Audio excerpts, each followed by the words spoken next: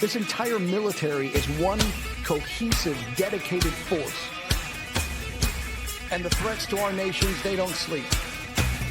They're watching our every move.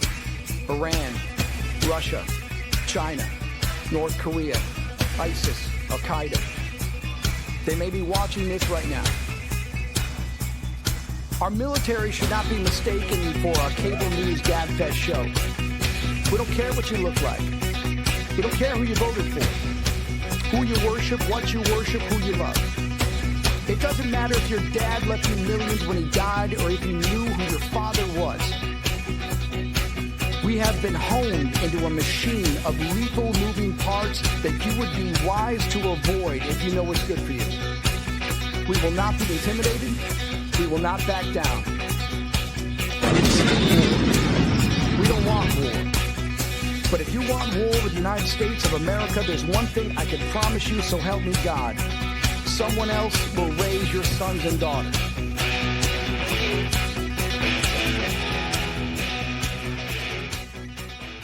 Opinions expressed in this program are those of the speakers and do not necessarily reflect the views or positions of any entities they represent. Find us on the web at mbradio.us.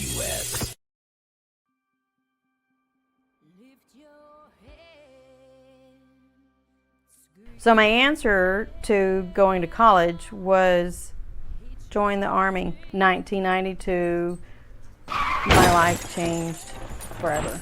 PCS to Germany with my two boys and really try to take advantage of the opportunity to travel, learn another language, the culture. It was to me the dream coming true, that everything that I'd been going through was worth it, because I was seeing another part of the world that I wouldn't have had the opportunity if I hadn't been in the military. Planned on getting out in 2000. That was really kind of a part of a joy in my life, and getting married for the second time. And I looked forward to the future. Ended up kind of becoming disillusioned, and that was the whole housing bubble thing where the mortgage jumped from bank to bank to bank. My kids were counting on me to take care of them, to ask for that kind of help. I've done to help other women is make sure that they know what their resources are. It's for a long time I didn't understand that my service in the military counted as a woman veteran, but nobody told me, hey Eva, you're a veteran too, until I had that light bulb moment and said, my service counted too. And I can tell you it's been a long road to learn how to dream again. The community was the solution, be it churches, be it nonprofits, be it veteran service organizations, or just people like myself. We are the resources. We are the solution to help keeping women off of the street, our women veterans housed and having the resources they need and not living in a car. Of the work that grows us as leaders for our second service after the military to serve other people in our communities. Hey, Doug, how are you? Hi, Eva, how are you? Good. Welcome, everybody.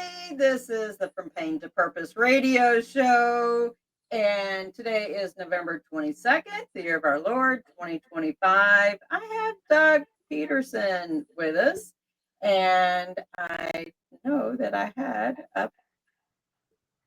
Go to the right chat. Here we go. Have your bio. So Doug Petersen, he's in the North Texas area. So that's how I'm pretty sure we've met in person, but we can't, neither of us can remember when and where that was. Remember, North Texas is a huge place, but Doug grew up on the East Coast and went to military college before joining the Army, and became a helicopter pilot, served as a medevac pilot in Vietnam. And his call sign is Dustoff 34. And we'll get more to what this means here in a little bit. But he's a decorated Vietnam veteran, and he flew life-saving missions under fire, rescuing hundreds of wounded soldiers and civilians from the battlefield. His military career spans over 20 years, was an Army aviator, 2 tours in Germany, uh, flew on several aircraft, including the Huey, the Kiowa, the Blackhawk, C-12, and U-21, and was awarded the Congressional Gold Medal, which is Congress's highest civilian honor, alongside many other military decorations. And, ever since his military retirement, he has dedicated 25 years to the financial services industry, helping military families build their financial security. And he's an award-winning author of 6 inspirational books. And then the latest work which is the whole reason why I wanted to make sure that we had Doug on, is about his new book called Call Sign Dustoff 34, Hovering Between Life and Death. And it offers his powerful and deeply personal account of his personal experiences flying medevac missions during Vietnam. And so welcome to the show, Doug. Thank you for joining me. Well, thank you for having me. I appreciate that. So you have been quite the busy beaver. I've been watching your social media, sir. And just before coming on the show, you said you've only had 2 days off in the last 2 weeks because you have been quite the busy beaver. But before we jump into that, let's kind of start into what your training was. Your bio says that you went to military school before joining the Army. So where did you go? Well, right out of high school, I went on to a military prep school before going on to college. And that just kind of introduced me into the military lifestyle, even though I grew up in Virginia Beach, which was a big Navy town. Right. So I was familiar with the Navy side and those sorts of things, but it wasn't, the Navy really wasn't of interest to me. So I went to this military prep school for a year and did pretty well there academically, and then applied to go to Virginia Military Institute. And so I was accepted there and started my college career in 1967 at Virginia Military Institute. Again, I fell in love with the military aspect of it. It was the discipline and the respect and the core, and it was all of those, the camaraderie that we had as freshmen, all doing the same things, and it was a tough year. Well, academically, I wasn't blowing my socks off, so to speak. And so I had to, I came up to a decision after a year and a half of VMI. I made a decision to go join the Army. Now, the Army at that time in the late 60s had a program called High School to Flight School. So if you had a high school diploma, could pass the flight aptitude test and a flight physical, then the Army would accept you to go into flight school.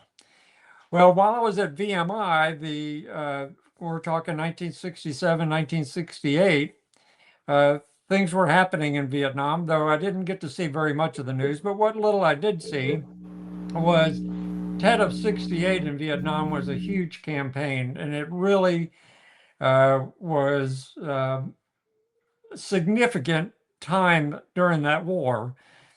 I don't remember whether I just saw the helicopters and the missions that they were doing on the news or whatever. But anyway, it sparked an interest, and since the academics weren't doing so good, I thought, well, maybe this is something that I could do. And so I decided to leave the school and join the Army, specifically to fly helicopters for the Army. So that's how I got to raising my right hand and taking my oath. in 1969. And that was before, or actually just during Vietnam was starting about then, right? Well, actually, Vietnam started in 1962. Oh, that's The right. con- Sorry. and It went into 1973. So it was an 11-year war, which we'll kind of talk a little bit about a little bit more. But so it was about midway, or a little beyond midway. So things were still happening. I mean, things were still pretty active in Vietnam. So it wasn't it wasn't on the wind down, so to speak. Right. Still pretty active. Um, so what was did you have any fears about going though? Well, here I am, 21 years old, and uh, I don't remember being fearful or anxious, or I just had this burning desire to go fly helicopters, and that's so I don't remember even when I did my first interview before joining. The part of the in processing, you had to go before a field officer board, and one of the questions was, you know where you're going after you finish flight school? And I said yes. And it just didn't dawn on me. I'm invincible at 21 years old, as many 21 years old believe they are. So I know that feeling. My mom was worried about me going to Desert Storm, and I was like, mm, "It's okay. God's got my back." I had no yeah, fear at all either. yeah. Yeah. And so I don't remember having any concerns. I'm just curious, did you have a sense of faith at that time?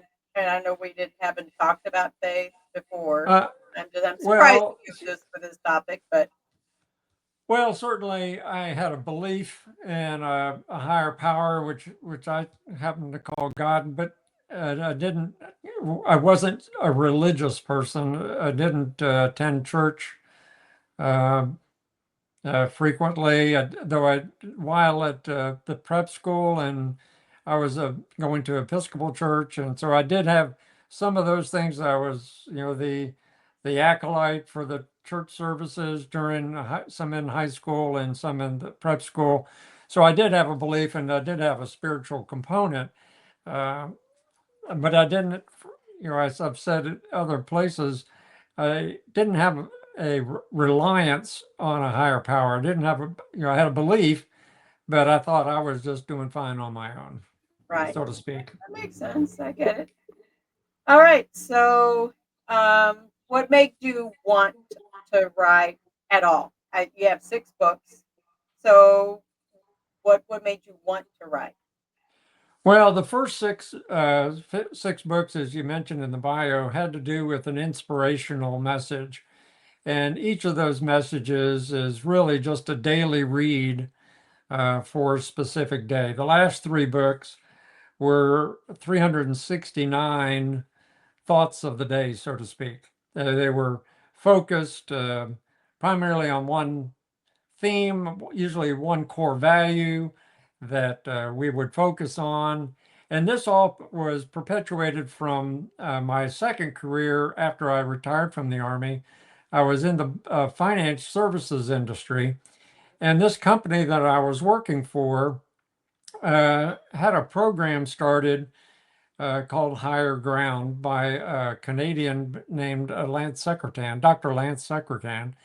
And he had his basis on some core values. And I really was quite taken at this 5-day retreat, that I was really inspired that I started writing. And so I started sending little emails to my fellow attendees. And as they would read these, and they would get inspired, and we would chat. And so someone said, well, you ought to put these in a book. And I blew that off for probably about a year. So then I said, okay, I'll self-publish a small book. And then, of course, I continued to do all these emails. And as the emails continued to grow, it grew into 6 books. So I mean, Wow. so those were just really a compilation of emails over periods of time. Now, the last three books are not only are they in paperback form, but there's also ebook versions of those. And it's just, you don't have to read cover to cover. It's because each day is different and it's not linked to the previous day or the next day. So you can just pick up the book and look for November the 22nd and see whatever it says. And then that's the message of the day. So, Okay. Well, cool. And I did drop your Amazon store that has all of the books. I put mhm. that out there. So for folks, y'all can go look up Doug Petersen and Amazon store, and you got all 7 Yeah, books listed in there. I haven't yep. even looked to see if my 2 are in there, even though it's the same book but published twice because I added more. But I haven't even done that for my own book. That's horrible.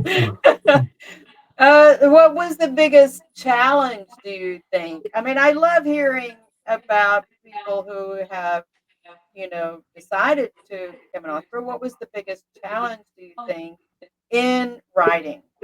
Because I know for me, part of it has been the vulnerability journey side of Mhm, things mhm, and not sugarcoating things, right? mhm, Because people need to see some of the vulnerability mhm, side that mhm, they mhm. aren't going through trials by themselves. But if we're sugarcoating things, then they are not, um, they don't know that they can get through the journey too if we're sugarcoating our own responses. Well, I think the challenge for me was putting pen to paper. The challenge was getting started and just going and committing to it and getting it done. Mhm. But with the emails as a background or as a starting point, that made that challenge a little easier. I since these are relatively short, they're only a single page typically. Very few of them go into 2 pages in the book. So each one is just it's a few hundred words on a page. So it was really pretty easy. It wasn't like a novel where you had to build characters and scenes Yeah. and that kind of thing, which I probably would have been very poor at doing. This was just this was just taking a thought, let's say the core value of authenticity, for example, and just building on how we remove our mask to be authentic. We can't pretend to be somebody we're not. Oh, for So, sure. but sadly, many of us go around wearing a mask, being someone we're not. When we look inside, we see somebody completely different. So that, I mean, I would explore on those, and uh, those were some of, these were pretty spontaneous when I would write them, and so the grammar and and the spellings are not always perfect, and that's okay. I accept that. Those Some readers haven't accepted that, and that's their problem and not mine.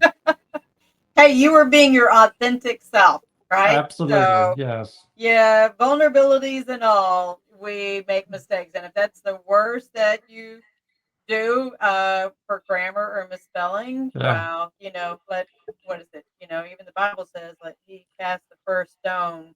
Okay, so we'll see Yeah. how that flies for folks. Um, all right, so let's move into what's the next part that you want to talk about? Just Well, certainly on the military side, because we've kind of jumped into my retirement side. So we regress back to starting flight school and yeah. that kind of going back over to Fort Polk, Louisiana, is where I took my basic training. Lovely Fort Polk in May is so nice. Uh, I say facetiously. I've Uh, heard. and so going on to Fort Walters, Texas to begin the initial flight training for 5 months. That was really a lot of fun. I mean, you've got I so don't think many. I've heard of Fort Walters. Where is that one at? It's in Mineral Wells, Texas. Okay. So it's just about 40 miles west of where I am actually right now. So, we start out there and you've got thousands of these little helicopters, it seems like, all buzzing around the county with a bunch of students, bunch of 20-year-olds with a helicopter strapped to their back and going out and just having a blast. So so after Fort Walters goes Fort Rucker for advanced helicopter training, and then that completes flight school. I was a warrant officer candidate, so I was in the warrant officer program. Graduated, was promoted to the rank of W1, was awarded my aviator badge, and then 30 days leave, and then off to Vietnam. So, Wow. Were you married at the time? no, no, No. no. Did you have a girlfriend waiting back home? Yeah, that kind of, yeah. So, yeah, not my current wife that of 52 years. Okay. But not her. But I mean, she came after I got back. Okay. So But wow, for being married 52 years, that is amazing though. Congratulations. and I had nothing to do with that. That's all her. She's the angel in this. Uh, so She you went to Rucker and then you went to Vietnam then? Yeah, at Rucker, the funny thing, and I mention it in my book, that the last few weeks of training at Fort Rucker, I was flying a gunship. And so I was flying a B model Huey with 2.75-inch rockets, or twin miniguns, or 40 millimeter grenade launchers, or whatever the case may be. And so, I mean, I was just going downrange, blowing up deuce and a halves and whatever else was down there to shoot at. So I was Right. just having, again, you give this 20-year-old a helicopter now with some guns on it, and I was just having a blast. Just So it in it some was a ways lot it of was fun. like it was you were living a video game in some Yeah, ways. before video games. Right, before video games, you got to blow it up for real.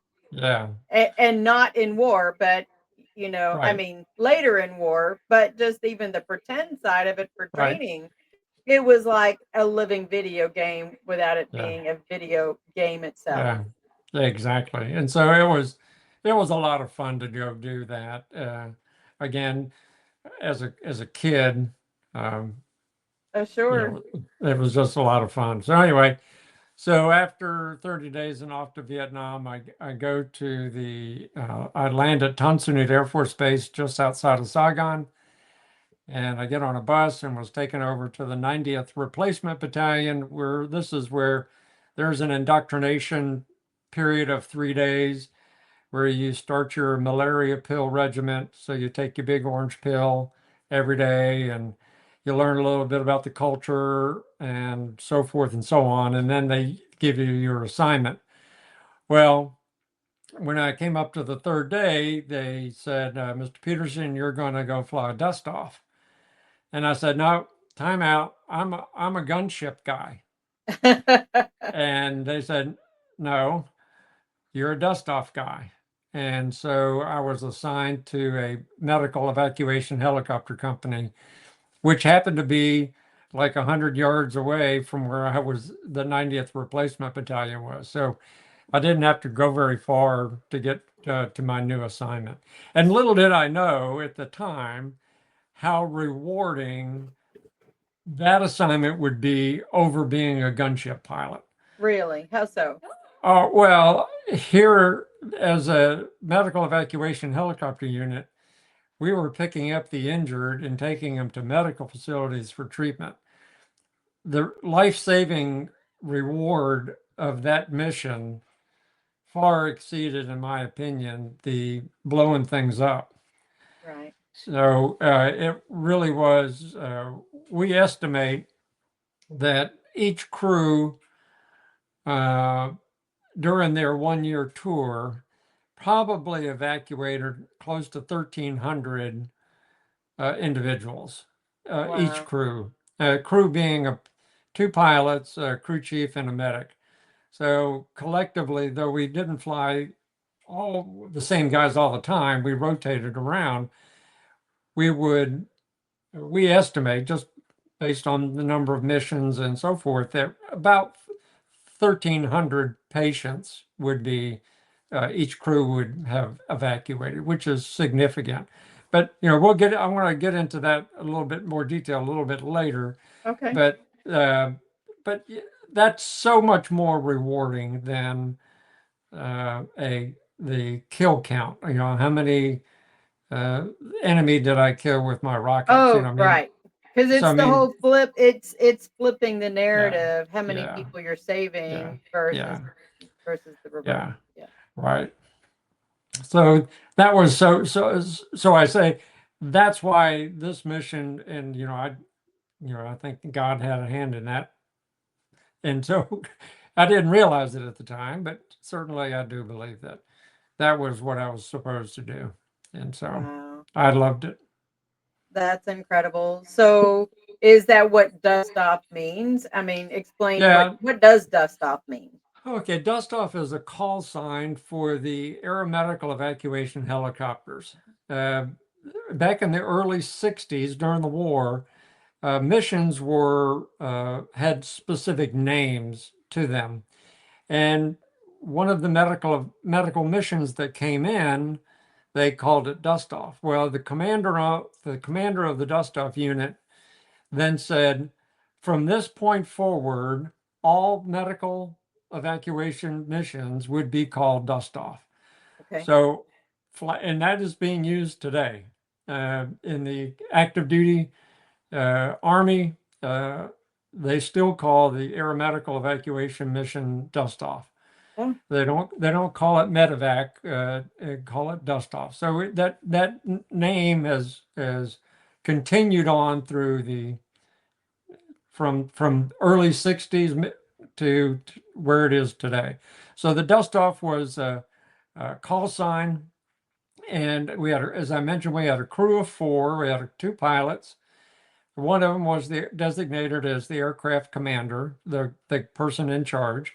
Mm-hmm. Another co-pilot or pilot, a crew chief, and a medic. Now, since we were a flying ambulance, so to speak, we were not armed, so we didn't have any door guns.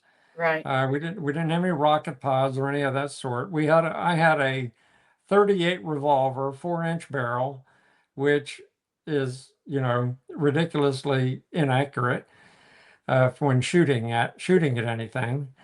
But our weapons that we had on board were strictly for the patient's protection. We were only in a defensive mode.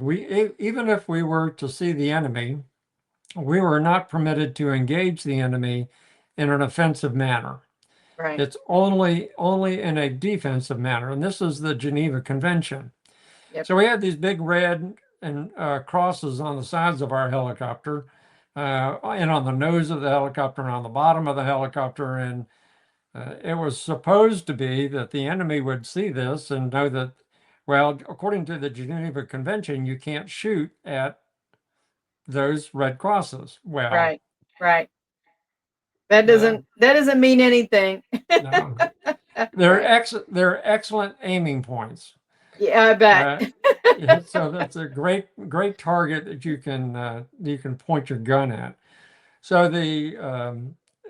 obviously we took a lot of injuries, a lot of enemy fire, only because either they were ignorant of the Geneva Convention or they didn't choose to abide by it. Right. So that was the crew, and that's what we did. I was shot down twice, and so that's we can get into that here in a little bit too. Yeah. So yeah, that's what we were doing. That's what the Dustoff is, and then 34 was my call sign. So after I made aircraft commander, after about 3 months, then we selected a number. I was in the 3rd platoon of this company. And so the 3rd platoon then would have designations 1 through 6, or I mean 1 through 9, Mm-hmm. where you would get, or 0 to 9. So I could take one of the available numbers, and Right. my number happened to be 3-4. So I Gotcha. was Dustoff 3-4 from that point on until I left country. So That's so an interesting, because in some ways you become a number. You're not Doug or Peterson, right? You are just off 34. yeah. Even just that, I'm just wondering, did that make you feel any certain way that you were a number and not, Warrant Officer Peterson? No. I don't know if that's Act, a redundant question to ask, but well, no. I mean, I felt proud of that number because if it was one, it showed that I had achieved an aircraft commander status, okay, which means that you're now responsible for the safety of your crew. right. And so that kind of gives you a little, a little pride in that. And, and certainly we wouldn't, all the other units, they all had call signs, and we never used any personal names anyway. So Right, right. it was just a way to do that. I didn't ever consider it being derogatory, being not called Peterson or being. I mean, we did certainly when we were not flying. This was a call sign that we would only use when we would be When you're flying flying on the missions. Yeah, flying, yeah, yeah. yeah. Okay, that makes sense. Okay. So what's the next part of your story then? Well, there's a number of different things that transpired. I mentioned that I got shot down twice, and I don't recall too much about the first time because I was relatively in the new in country. I wasn't an aircraft commander. I was a Peter pilot. Mm-hmm. I just remember the aircraft commander, we got shot up. The engine was getting ready to quit. We had to land. We had to get out of the helicopter, climb into another helicopter, and be taken back to home base. And so it's really kind of a blur. It really didn't take too much about it. Now, the second time, which I do a TEDx talk down in San Antonio, which is a 6-minute video on YouTube that describes the second time that I was shot down, but I was the aircraft commander on that mission. And it was, as I mentioned in the video, as soon as we started taking enemy fire, uh, the mission changed. The mission originally was to pick up a wounded American soldier who was needed to be taken to a hospital. But as soon as we started taking enemy fire and we started taking hits, the mission changed from it to saving my crew. Right. Now my responsibility changed to making sure that the 4 of us survived Yeah. and got out. And so that's how it changes in a microsecond. As soon as you start doing that, you have to change your mindset and start doing things a little different. So I talk about it in pretty good detail in the video, in the TED talk, and it gets into it where we landed and we were picked up about an hour later. So we didn't have to do any survival, escape, and evasion. We didn't have to do any of that. We were surrounded by good guys pretty quickly, had other helicopters going around us. So we felt relatively secure. The aircraft took about 25 hits. We were leaking engine oil and transmission fluids. And so the engine was going to quit pretty soon. I just didn't know when. And Right. so we had to get to the ground as quick as we could.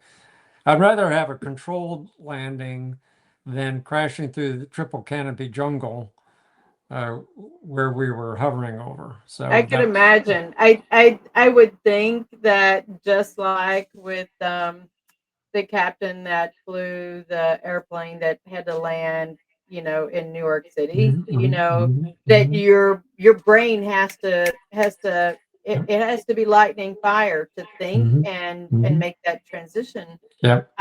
Because it does mean life or death. Yep. You can't, all the training in the world, suddenly comes into play, and you've got to be able to pop it in and use it in the appropriate manner to make sure that you take care of not just yourself but everybody else. Right. Right. So, I become familiar with not just the fight or flight, but there's fear and freeze. You have to you have to stay in that fight mode, to be able to get everybody to fly, to the flight mechanism, because you certainly don't want fear to engage or Right. frozen to engage, because that could mean a whole different consequence of everything. And I think that pilots are really good at compartmentalizing things. Mhm. When I said that the mission then changed in an instant, that little, that's now the new compartment. The Yeah, mission of getting the soldier back to the hospital was one compartment. We've moved compartments to another one. I can't focus on that one anymore. I have to focus on this one now. And then once that's resolved, then we can go into another. So the fear of and being scared doesn't come into play because it's not one of the compartments yeah. at the time. I mean, You can't activate that. Yeah. It's you gotta move mountains then. And so I leave that story, leave the TEDx talk with them picking us up and bringing us back to the home base. Since TED dictates how much time you have, I was only given 6 minutes to share that story. Yeah. And they said, don't go over. They can go under, but don't go over. So in 6 minutes, so I get to that point, and what I don't get to do, and when I do my presentations and speaking, and I show my video, and then I come back up on the stage, and I said, well, that was exciting. And so I said, but now let's talk about the Paul Harvey, the rest of the story. Right. And so I get to share then that after we were taken back to the home base, I got another helicopter and another crew, and we went back to get the guy because the guy still needs to be picked up. Wow. So you didn't So even get the guy. Yeah, I didn't pick up on that. I thought that you had got the guy and No. oh wow. So you So still had to face those, in some ways you have to face some fears of, man, we still got to go get the guy. We still have to right, fulfill the mission. right. We still have to do the mission. The Yeah, mission is not complete. right. And so that's what I don't get to share in the TED Talk. But I get to share that when I do my presentations. I get to share the Paul Harvey, the rest of the story is that we went back and now I know a little bit about what's going on. Certainly the bad guys are closer than we anticipated. Yeah, because I had extra time to. So, but we did it without any other incidents. We picked the guy up, we got him to a hospital, and so forth. So, yeah, that I don't get to share that piece of that story unless I'm giving one of my presentations. So, Did you ever get to reconnect with that guy? I have no idea who he is. Oh, that would be So- wild if you got to do that, Yeah. though. Well, there is a funny story to that, but before I get to that, we never knew the names or anything about the patients we got on board. Right. Our job was to land, get the injured on board as quickly as we could, and quickly get to a medical facility so they could be treated. They didn't know who we were, and we don't know who they are. Yeah. which is sad. I was recently at the Vietnam Memorial, the wall. Mhm. And when I was at the wall this time, I was there on Friday or Thursday of last week.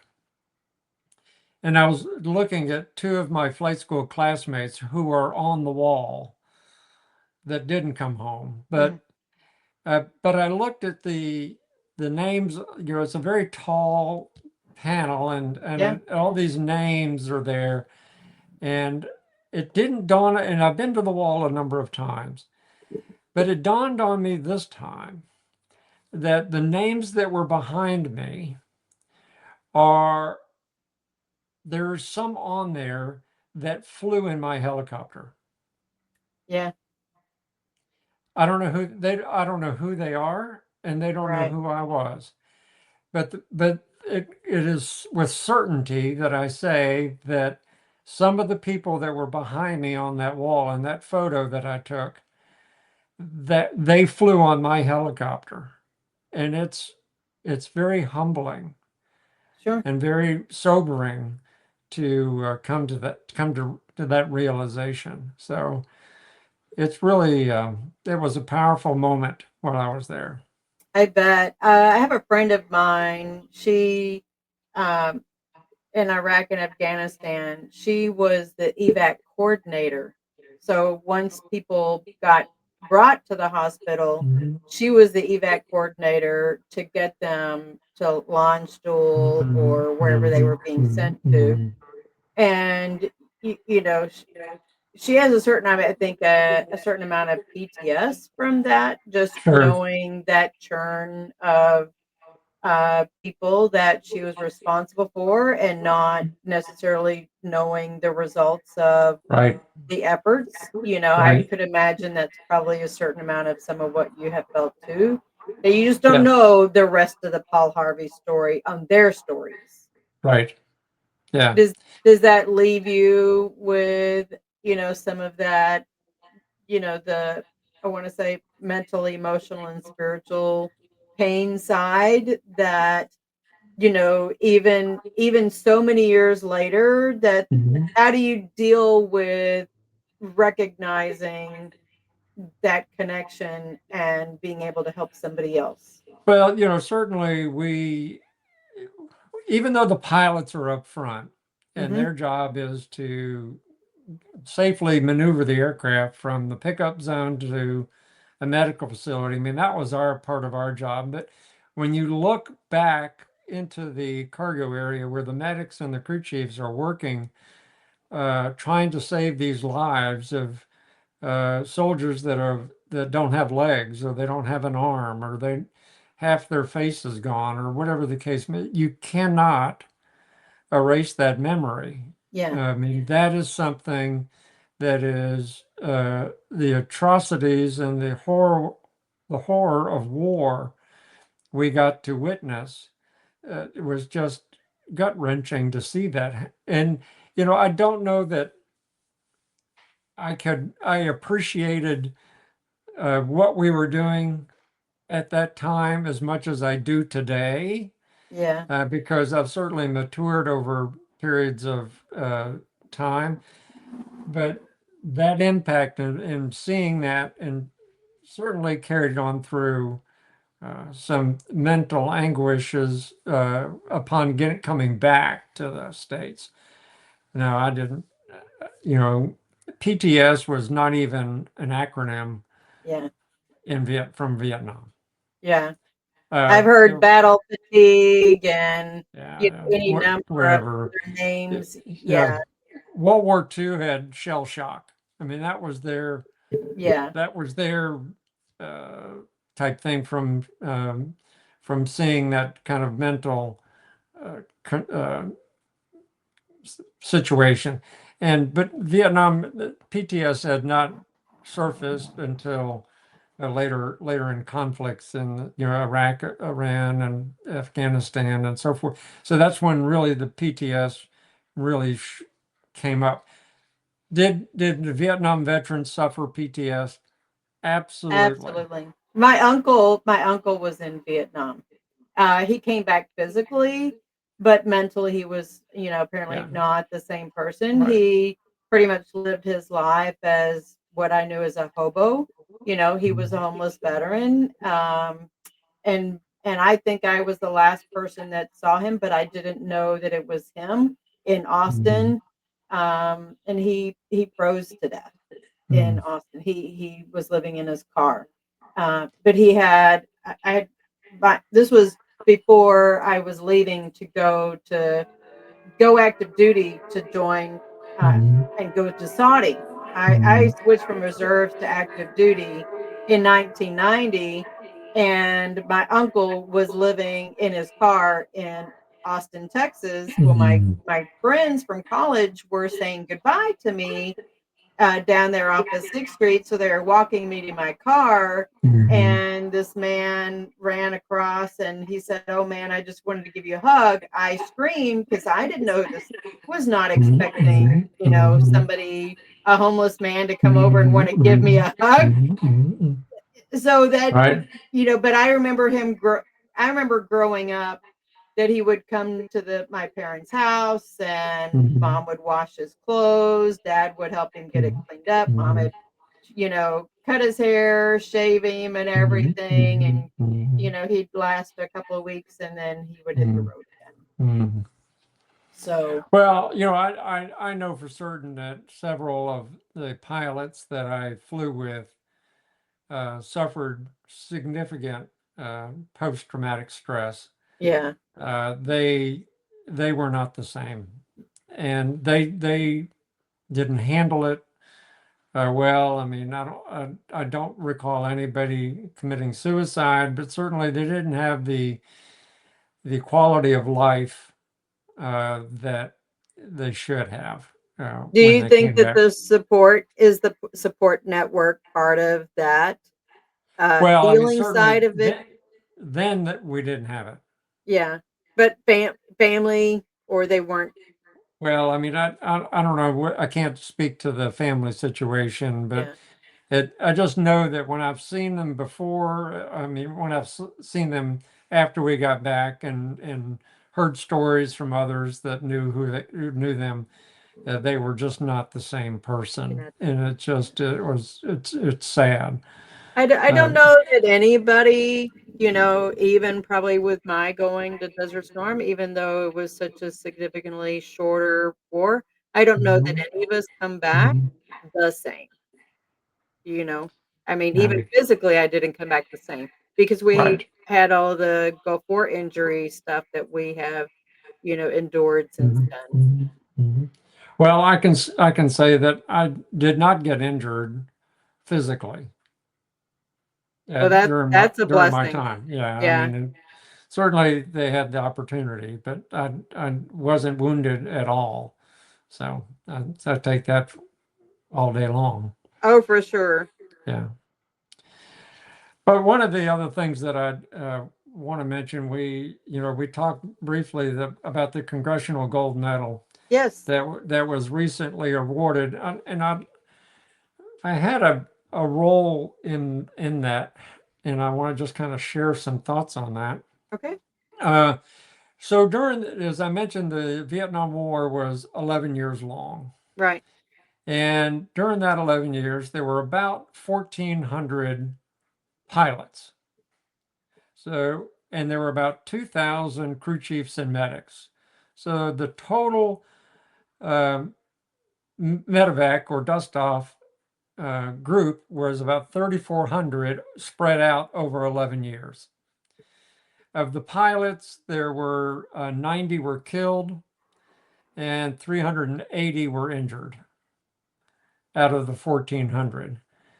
Not bad Of odds if I'm just thinking math wise, that's that yeah, they've done pretty well. And then the crew chiefs and medics, about a 33% were killed or injured. So we're talking 650 out of the 2,000. But so the medical evacuation or Dustoff was a single ship all by themselves. They didn't have anybody flying with them. There was just one helicopter, one crew, day, night, good weather, bad weather, didn't make any difference, out there trying to save lives. Mm. And so that's what we were doing. And so during this 11-year period that we flew 496,000 Dustoff missions. Wow. The 3,400, keep that number in mind, the 3,400 flew nearly 500,000 missions. Wow. Of the 500,000 missions, we evacuated 900,000 patients. Almost 1,000,000. Okay, 3,400, 900,000. So the point that I make with that and stress with this ratio of 3,400 versus 900, you think that that's a significant impact. But what I've done before, and I'll tie this back in a minute to the Congressional Gold Medal. Of the 900,000, let's just focus on one of those guys that came home. Mm-hmm. He got to have a family. Right. Who had a family. Yep. So the 3,400 didn't just impact 900,000. The 3,400 impacted multi-millions. Yeah. And it's just not Americans. It's the Koreans that because the Koreans were in there with us. The Australians, the New Zealanders, the Vietnamese, the Vietnamese civilians, the enemy, the North Vietnamese army, we picked up. So it's a wide, broad spectrum of multi-millions that are now walking around today because of something the 3,400 did. So the Congressional Gold Medal is we already talked about it, was the highest civilian award Congress can bestow on an individual or a group of individuals. And Senator John Cornyn of Texas had introduced the bill into the Senate about 9 years ago. And after he went in there, it immediately went to committee. And in order to come out of committee, you had to have 2/3 co-sponsors. Well, it would never get any support. We couldn't get it out of committee. So it languished in Congress for 9 years. Then the Vietnam Dustoff Association, which I am a board member of, we said, what can we do to help this for the 3,400? Right. What can we do? And so we got together about a group of about 13 of us, and we said, what can we do? And so we contacted, or our leadership contacted, a law firm in Washington, and we said, we need your help to get this Congressional Gold Medal. Are you willing to do that on a pro bono basis? And they said yes. And so a group of about 12 or 13 of us flew to Washington on our own dime, and with this law firm, walked the halls of Congress, generating support for this bill. So we did that 2 years ago in November of 2 years back. And so we started out with 90 in the House. And by the time we're finished, we were about 115. So we needed 266 Yeah. to get it out of committee. So then we went back again in March and we did the same thing. We walked the halls of Congress, and I shared that story of that one individual and having a family and all that. And so finally, Because they're all constituents across the country. They got to think about it. They're all constituents. So we made the third trip in June of last year. And finally, we were able to get the Senate to move it out of, got enough co-sponsors in the Senate side to move it out of committee and then onto the floor to be passed. then we needed the house. And so we were still short in the house, and we continued to work. And once we came back from Washington, we would do emails and phone calls and so forth. So in September of last year, the president signed into law the Dustoff crew members of the Vietnam War Congressional Gold Medal Act, which means that every Dustoff and medevac crew member is now a recipient of the Congressional Gold Medal. That's awesome. So that is pretty awesome. So what does that mean? So now that's been up 15 months ago. The U.S. Mint has yet to design the coin. So we're waiting on the Mint to finish designing the coin, and we expect that to be first quarter of next year. And then once it's approved by the Secretary of the Treasury and the Secretary of War, then we'll move to go into production, and they mint one coin. So this one medal, one coin, will go into the museum down at Fort Sam Houston, Texas, in San Antonio. And then probably first quarter of 27, there will be some ceremony in the Capitol recognizing the Dustoff crew members. But it takes that long for it to give. Now, we are not given one of these coins. Even though we're in the group, if we want one, we can purchase one, a replica of it, for $200. Wow. And so that's not cheap by any means. No, I mean, certainly I will purchase one as soon as the one becomes available. Oh, for sure. But that's just the sad part of this. And of the 3,400 that we talk about, we estimate there's about 800 still living. The rest are not living with us anymore. And we're losing them, daily, or it seems like.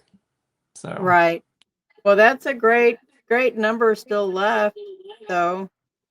But we do need to start closing up, and I have I wanted to quickly share the screen so people can see your new book that is out, and it's Dustoff 34. The link is out there also in the chat. I will make sure I share that link out, after the show as well.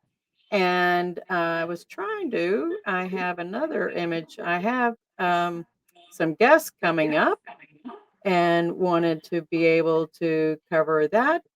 For some reason, I'm working on my laptop, guys, so I will get that shared out. I had some technical issues before the show. Everything just was, I'm still recovering from being out of town last week, but and I have an echo for some reason too. So my son, Joshua Bailey, is going to be a guest on my show next week. He's my second oldest son. On the 29th, it is also his birthday. And his dad was a veteran as well. He's no longer with us and since 2014, but I wanted to get him on. I have a number of other great guests that are coming on as well.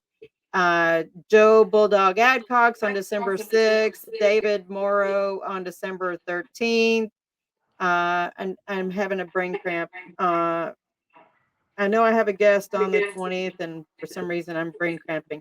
Brian Sims is December 27th, Samantha Jean Jasso, January 3rd, and January 10th is Gerald Bennett and Ricky Ritchie. So I have a lot of great guests coming up.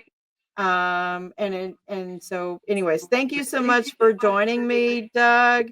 And we'll get all these. Yeah, we'll be getting all the links shared out for everybody, and you have a very happy Thanksgiving too. You as well. Thank you very much. All right. Thank you. Ladies and gentlemen, thank you for tuning in to Military Broadcast Radio. As we wrap up today's show, we want to remind you that the podcast of today's episode will be available right after we go off the air. So if you missed any part of the show or want to listen again, be sure to check it out. And remember, we're here to support and honor our veterans. Your stories and experiences matter, and we are committed to giving you a platform to share them. That's right. We're here to give our veterans a voice. So don't forget to catch the podcast and stay connected with us. Giving our veterans a voice.